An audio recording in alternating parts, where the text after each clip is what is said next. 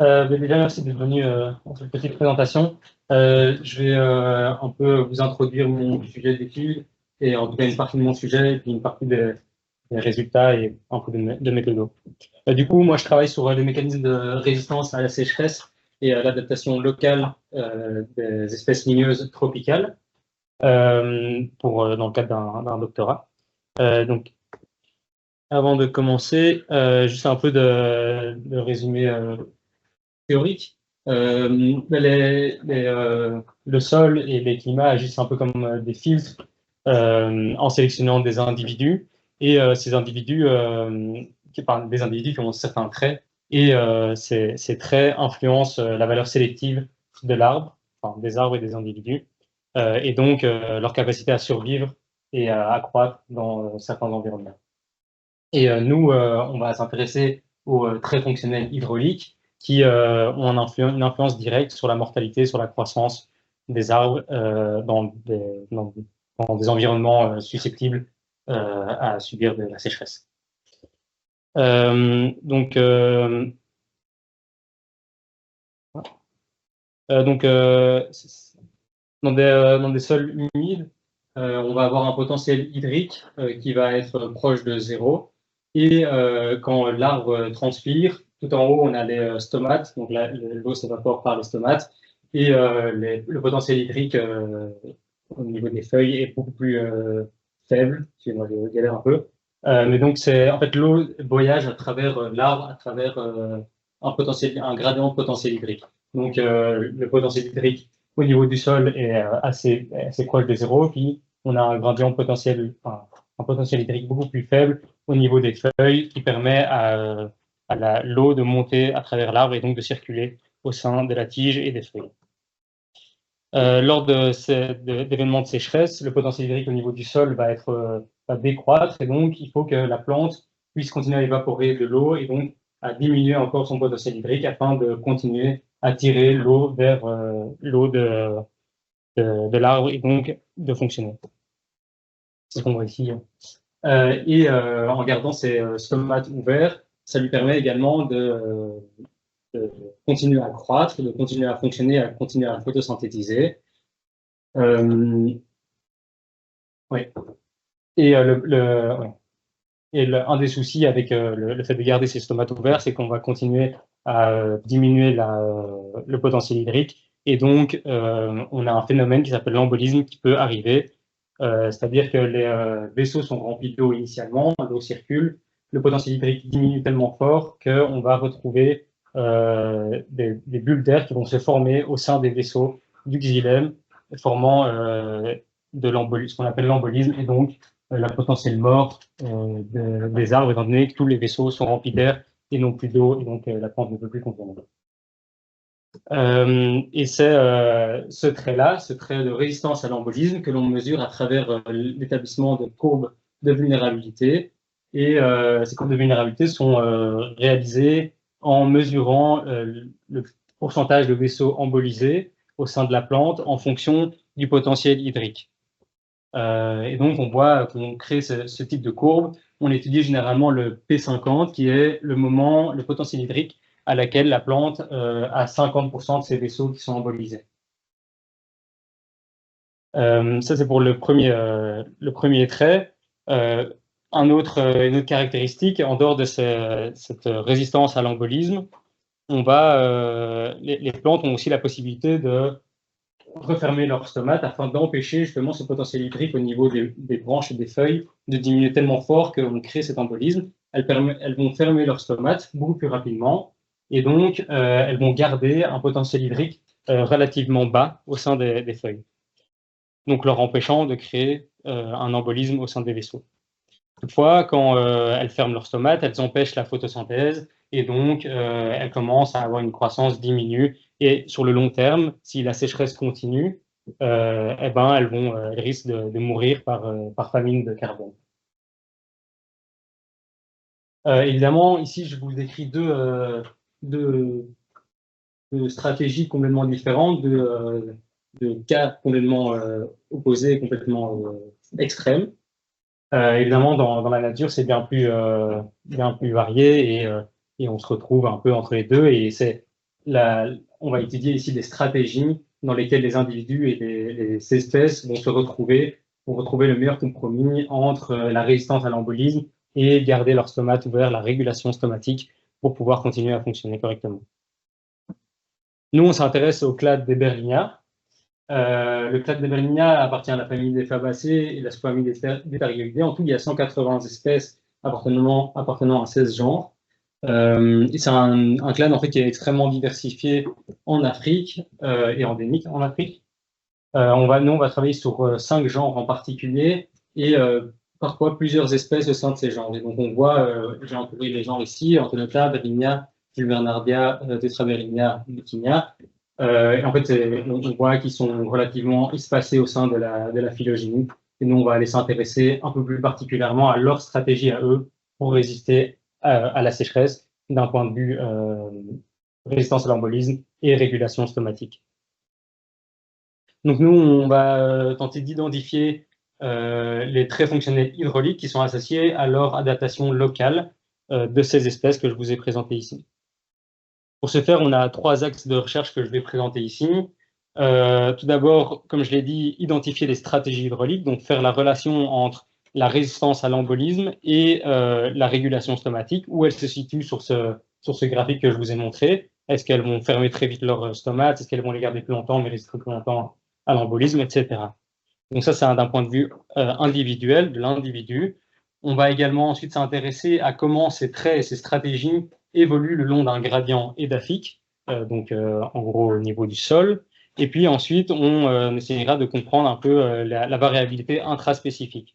On a vraiment travaillé sur les 2 premiers points, on va travailler à l'échelle de l'individu, et puis ensuite on va intégrer l'espèce afin de voir un peu s'il y a une variabilité intraspécifique et quelles pourraient être les conséquences sur leur adaptation locale. Pour ce faire, on a travaillé au Gabon dans les 8 parcelles de P3FAC. Les parcelles de P3FAC, c'est des plots permanents, des suivis permanents au sein de la forêt gabonaise. Et ça se situe à la CEB, donc près Chisoud. Donc j'ai fait une première mission où j'ai d'abord échantillonné des sols qu'on a analysés à l'ULB d'un point de vue chimique et d'un point de vue textural.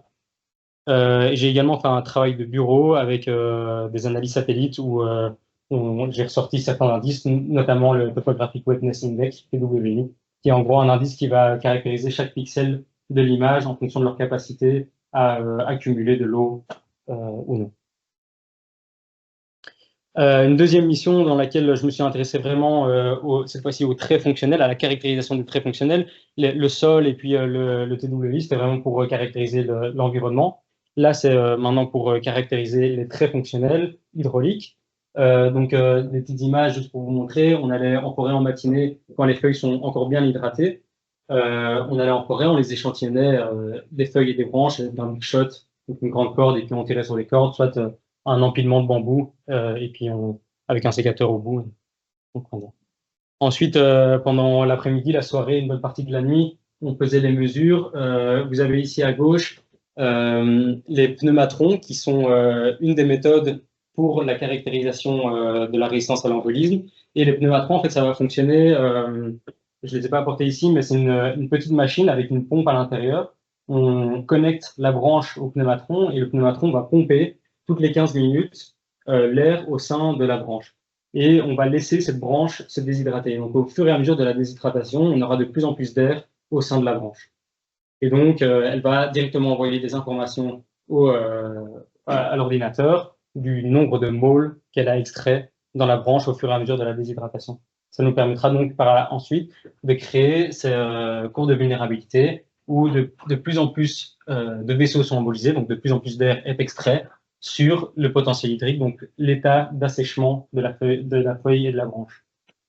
Et donc, comme je l'ai dit, on va travailler avec le P50, le moment où 50% des vaisseaux de la branche sont embolisés, sont remplis d'air.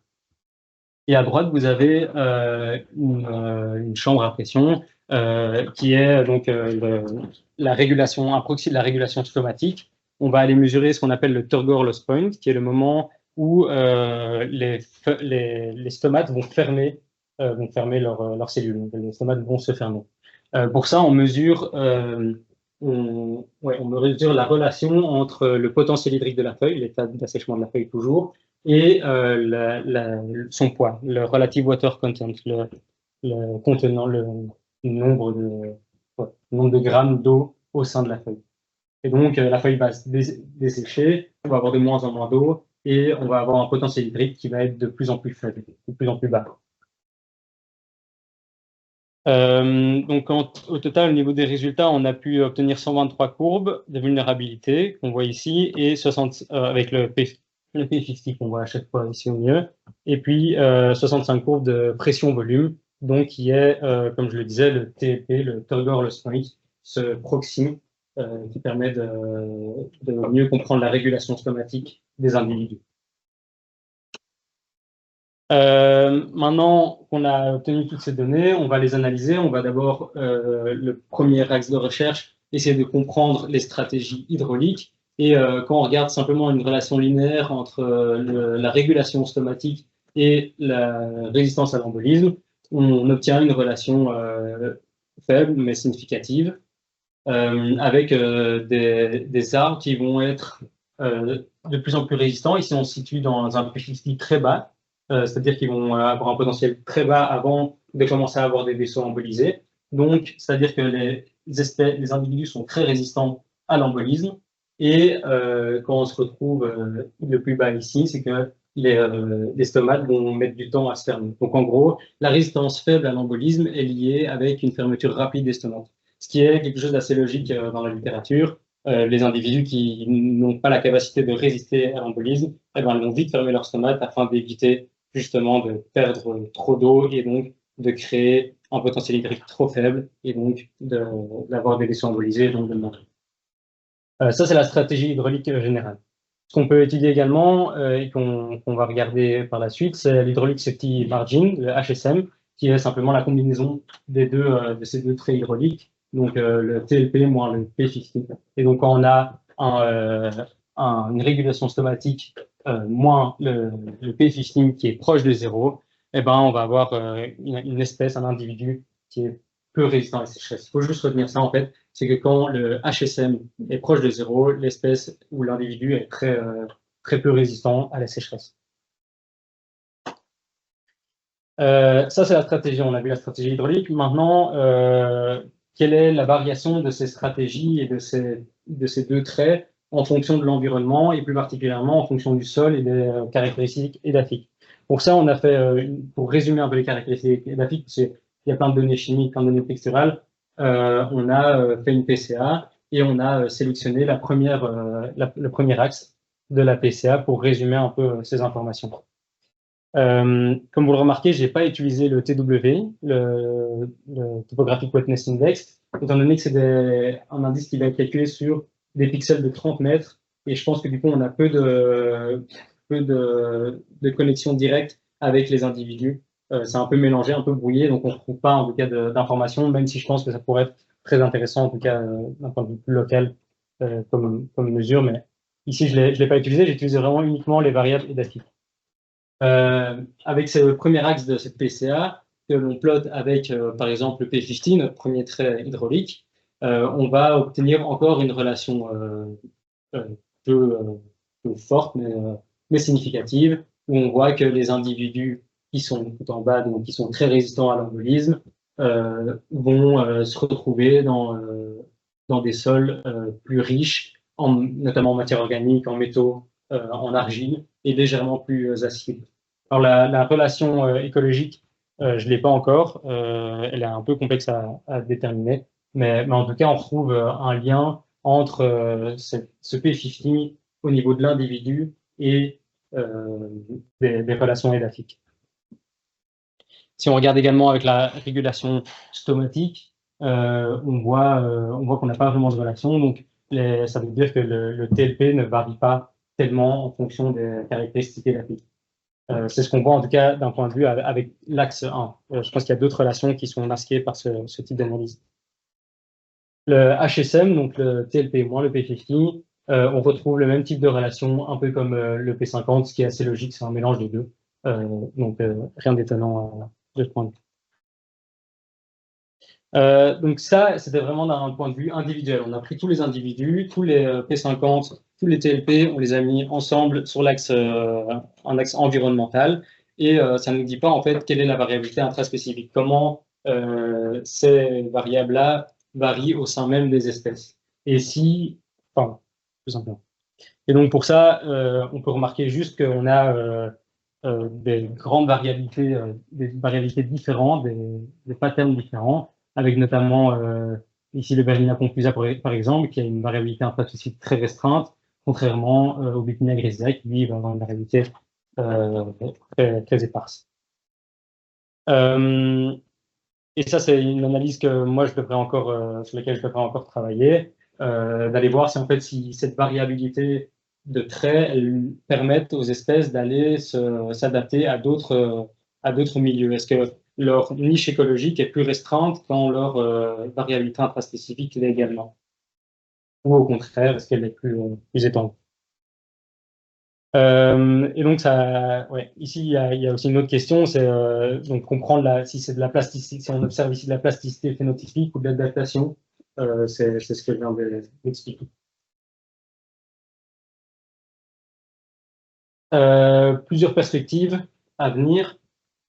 Ben d'abord, comme je le disais, la partition de la variance au sein de chaque trait. Donc ici, c'est une image prise d'un autre article où on voit par exemple ici le TLP et les explications du TLP, de la variance du TLP. Est-ce que cette variance, elle est plus liée d'un point de vue individuel, d'un point de vue au niveau de l'espèce, ou bien est-ce que c'est l'environnement qui va influencer la régulation stomatique?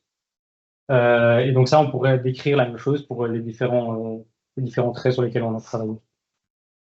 D'autres données pourraient être intégrées. On a pris également des informations au niveau de l'anatomie du bois, donc des vaisseaux de xylème principalement qui nous intéressent, étant donné que le P50 est fortement lié aux caractéristiques anatomiques du bois. Ça pourrait être intéressant de rajouter ce type d'informations et également la densité stomatique qu'on a également prise sur le terrain.